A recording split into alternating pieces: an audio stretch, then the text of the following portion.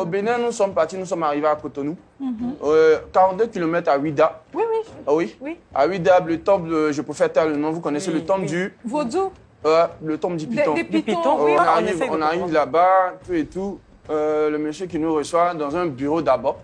Moi-même, j'étais surpris, étonné, stupéfait. Je vois que là, maintenant, on marche pour aller devant les gens. Ils ne marchent pas comme ça, bizarrement. Ils sont plutôt de dos, ils marchent en arrière. Ah, un zigzag en arrière. Un zigzag pour rentrer, je ne sais pas où ils rentrent. Donc, on allait en fin d'échanger avec le monsieur. Le monsieur nous a dit que, bon, retenez à l'hôtel où vous logez, allez réfléchir bien avant de revenir. Donc, on va, il dit, mais Joe, c'est dans quel coin tu m'envoies? Et puis là, on venait réfléchir. On est venu tuer quelqu'un. Il dit, non, en tout cas, si on fait ça, là, le client va bien payer. D'accord, il n'y a pas de souci. Donc, le lendemain, avant de partir, il y a ma maman qui m'appelle pour me demander, mais tu es où? Ça fait des jours que je ne vois pas la maison. Je dis, je suis à Bassam. Je suis allé m'amuser avec des amis, mais où tu es là? Il faut faire attention. C'est tout ce qu'elle m'a dit. Puis, j'ai raccroché. Donc, on est allé, quand on est allé, on est rentré dans une salle, on s'est changé.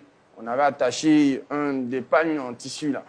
Maintenant, on nous a donné des colas pour manger avec l'haricot, mais l'haricot n'était pas cuit. Ouais, on a mangé, quand on a fini, il a fait des prières, tout et tout. Maintenant, on est rentré dans une chambre. Ah, mais la chambre, là, c'était une chambre vraiment... Il y avait des bougies, il y a un miroir. Wow. Un miroir. Le miroir, on avait attrapé des couteaux, un peu comme les couteaux de... Je ne sais pas si c'est de guerre. En tout cas, les couteaux tranchants. Il a dit, bon, à toi, je retourne le couteau, le visage que tu vois, tu piques. À toi, le couteau que je retourne, le miroir, quand je retourne le miroir, le visage que... On pique. Dans mon cœur, on pique quoi? Ou bien on pique qui? On pique qui? De toute façon, c'est un miroir, c'est pas une personne qui est devant moi, donc il y a faille.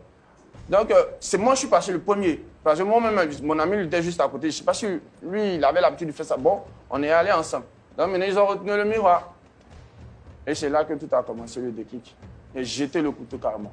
Parce que le visage que j'ai vu là... C'était quel visage? C'était le visage de ma maman. Vous n'avez pas donné de photos de votre maman avant? Non. Je peux pas venir faire quelque chose. Quand tu viens déjà là, on a dit qu'on était venu pour attacher des clients. On n'a pas dit qu'on venait tuer quelqu'un, on venait avec la photo de quelqu'un. Ce que j'ai vu dans le miroir là, c'est le visage de ma maman. C'est elle qui m'a appelé avant de rentrer. Elle m'a dit, fais attention. Donc là, vous avez jeté le couteau? Là, j'ai jeté le couteau. J'ai dit, non, si c'est ça, moi, je peux pas. Il a commencé à parler, je crois, dans la langue. Après, il a commencé à parler en français. Et puis, il disait à mon ami, il faut dire à ton frère, hein.